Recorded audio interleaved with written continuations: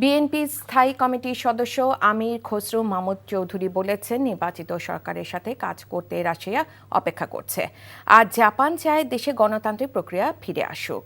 BNP চেয়ারপারসনের গুলশান কার্যালয়ে সকালে রাশিয়ার রাষ্ট্রদূত ও বিকেলে জাপান রাষ্ট্রদূতের সাথে বৈঠক করেন বিএনপি মহাসচিব। পরে সাংবাদিকদের সঙ্গে কথা বলেন আমির খসরু। বলেন, যেসব দেশের সাথে অমীমাংসিত ইস্যু আছে সেসব দেশ বাংলাদেশের নির্বাচিত সরকারের জন্য অপেক্ষা করছে।